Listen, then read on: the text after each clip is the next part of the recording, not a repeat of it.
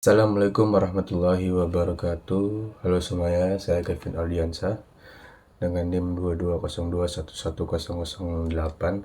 Di sini saya akan mereview sebuah artikel tentang sejarah peradaban Islam, perkembangan ilmu pengetahuan pada masa pemerintahan dinasti Bani Abbasiyah. Berdirinya dinasti Abbasiyah. Masa kepemimpinan dinasti Abbasiyah dimulai pada tahun 750 sampai dengan 1258 Masehi. Bani Abbasiyah merupakan kekhalifahan Islam setelah Bani Umayyah dapat diruntuhkan.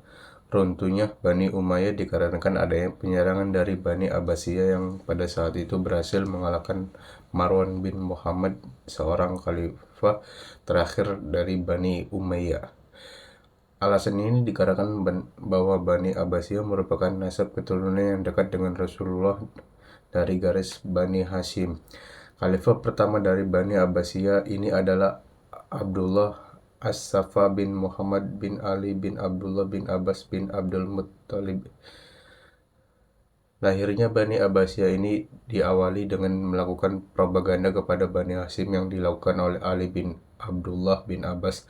Propaganda yang dilakukan adalah akibat dari kekecewaan kelompok Mawali terhadap dinasti Umayyah.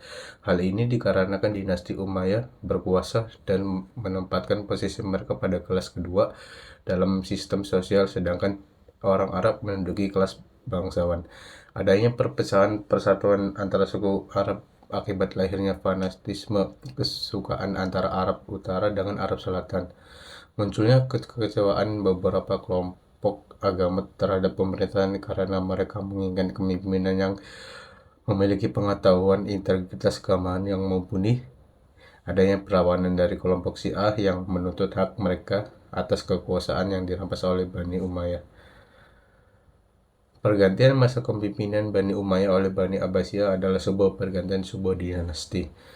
Sikap politik pada masa pemerintahan Bani Abbasiyah sangat berbeda dengan Bani Umayyah. Hal ini dikarenakan pada saat pemerintahan Bani Abbasiyah, pemanang kekuasaan sangat merata, tidak dipegang atau dikuasai bangsa Arab, namun lebih demokratis.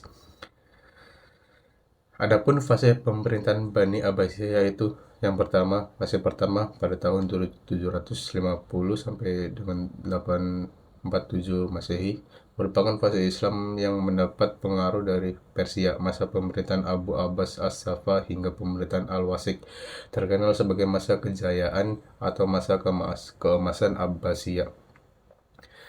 Fase kedua itu pada tahun 847 sampai 932 Masehi merupakan fase Islam pengaruh dari Turki yang dimulai dari masa kepemimpinan Al-Mutawakil hingga Al-Mutaki, dikenal sebagai masa kemunduran Abbasiyah.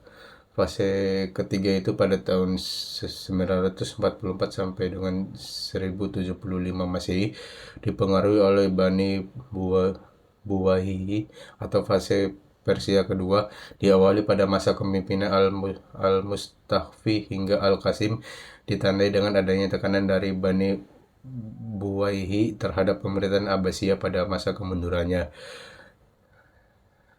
Terus fase keempat pada tahun 1075 sampai dengan 1258 Masehi merupakan fase Turki Bani Saljuk yang dipimpin oleh Al-Muqtadi hingga Al-Muqtasim. Fase ini ditandai oleh adanya kekuasaan dari Bani Saljuk dan berakhir akibat adanya serangan dari bangsa Mongol. Perkembangan ilmu pengetahuan pada fase pertama Bani Abbasiyah terkenal dengan masa kejayaan yang mana pada masa ini para khalifah yang memerintah juga memiliki sikap tegas, adil, dan memiliki jabatan yang kuat. Pada fase ini Abbasiyah mengalami perkembangan yang sangat pesat, menjadi pusat pengetahuan dengan menerjemahkan buku-buku Yunani dan Persia ke dalam bahasa Arab. Upaya penerjemahan bahasa asing ke dalam bahasa Arab mengalami masa keemasan pada saat pemerintahan Bani Abbasiyah, di mana para ilmuwan melakukan penelusuran ke daerah-daerah untuk mencari naskah-naskah Yunani dalam berbagai ilmu, terutama ilmu filsafat dan kedokteran. Penerjemah ini dipelopori oleh Al-Mansur yang telah melakukan penerjemahan pada bidang astrologi, kimia, dan kedokteran. 4 fase pemerintahan dinasti Abbasiyah dan pergantian kekuasaan yang silih berganti, namun dalam ilmu pengetahuan selalu mengalami perkembangan yang didukung oleh sifat pemerintah yang memberikan dukungan pada gerakan intelektual hingga muncul para ahli atau ilmuwan dari berbagai bidang. Adapun tahapan untuk pengembangan ilmu pengetahuan adalah sebagai berikut. Yang pertama, pendirian perpustakaan dan pusat-pusat ilmu pengetahuan. Dalam pendirian perpustakaan ini dilakukan oleh Khalifah Harun ar-Rasyid yang mendirikan Baitul Hikmah. Baitul Hikmah merupakan perpustakaan terbesar dengan koleksi kurang lebih 100.000 buku. Yang kedua, ada kegiatan menyusun buku ilmiah. Terdapat 3 tahap menyusun buku ilmiah. Tahap pertama, mencatat ide atau percakapan dalam sebuah lembaran kertas. Tahap kedua, pembukaan ide-ide atau hadis-hadis Rasulullah dalam satu buku. Tahap ketiga, penyusunan sesuai bab per bab. Yang ketiga itu ada menerjemahkan buku-buku bahasa asing. Penerjemahan buku-buku bahasa asing ke dalam bahasa Arab dilakukan melalui 3 tahap. Tahap pertama, menerjemahkan karya-karya bidang astronomi. Tahap kedua, menerjemahkan karya-karya dalam bidang filsafat dan kedokteran. Tahap ketiga yaitu penerjemahan karya-karya dalam bidang yang luas. Hal-hal di atas menjadikan perkembangannya ilmu pengetahuan pada masa Bani Abbasiyah. Perkembangan ilmu pengetahuan yang ditunjang oleh penerjemah buku-buku, berdirinya perpustakaan dan diskusi ilmiah, sehingga berkembang pula ilmu-ilmu seperti ilmu akli. Ilmu akli adalah ilmu yang didasarkan pada sebuah pemikiran manusia dan dikemukakan oleh para ahli atau ilmuwan yang sesuai dalam bidangnya. Para ahli dari kalangan muslim melakukan pengembangan penelitian dan melakukan uji coba dan terbentuklah ilmu akli seperti di bawah ini. Yang pertama itu ada ilmu kedokteran. Ilmu kedokteran pada masa Rasulullah sudah nampak berkembang dengan adanya seorang dokter yang terkenal yaitu Al-Harits bin Al-Kananah. Namun ilmu kedokteran pada masa Rasulullah tidak begitu mengalami perubahan yang pesat. Ilmu kedokteran mulai berkembang pada dinasti Abbasiyah yang mendapatkan pengaruh dari perguruan tinggi yang berada di Persia dan Yunani Timur.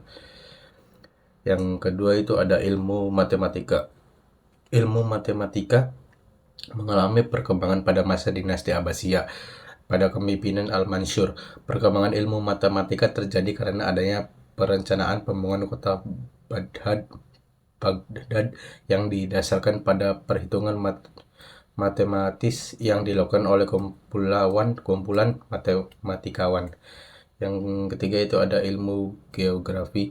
Dalam perkembangan ilmu geografi pada masa dinasti Abbasiyah ditetapkan dengan melakukan kegiatan perdagangan antara wilayah dan benua. Yang kedua itu ada ilmu nakli. Ilmu nakli merupakan ilmu yang bersumber dari Al-Quran dan hadis. Pada masa pemerintahan Bani Abbasiyah terdapat perkembangan ilmu akli seperti yang pertama itu ada ilmu fikih. Ilmu fikih adalah bidang pengetahuan ilmu pengetahuan yang membahas mengenai hukum-hukum syariat Islam yang mengatur mengenai kehidupan umat muslim, yang melahirkan tokoh-tokoh besar seperti Imam Abu Hanifah, Imam Malik, Imam Syafi'i, Imam Ahmad bin Hanbal. Yang kedua itu ada ilmu tafsir. Ilmu tafsir adalah ilmu yang menjelaskan tentang makna dan kandungan yang terdapat pada Al-Quran. Pada masa dinasti Abbasiyah berkembang ilmu tafsir yang dilakukan dengan 2 cara, yaitu yang pertama tafsir bil matsur, yaitu penafsiran Al-Quran dengan hadis Nabi dengan tokoh Ibnu Jarir At-Tabari, Ibnu Attiyah Al-Andalus Asyuda. Yang kedua itu ada tafsir birrayi, yaitu penafsiran Al-Quran dengan menggunakan akal, dengan tokoh yaitu Abu Bakar Asma, Abu Muslim Muhammad bin Nasrul Ifani. Yang berikutnya itu ada ilmu hadis. Ilmu hadis adalah ilmu yang mempelajari hadis-hadis dari Al-Quran. Kemajuan ilmu hadis pada masa Bani Abbasiyah terjadi pada fase pemerintahan kelima dan keenam. Pada masa pemerintahan kelima terjadi penyehatan, pemurnian, dan penyempurnaan ilmu hadis. Pada masa pemerintahan keenam terjadi pemeliharaan, penelitian, penambahan, dan penimbangan ilmu hadis. Berikutnya itu ada ilmu kalam. Ilmu kalam merupakan bidang ilmu yang membahas mengenai dosa, pahala, surga, dan neraka. Mungkin segitu saja review artikel dari saya, kurang lebihnya mohon maaf. Assalamualaikum warahmatullahi wabarakatuh.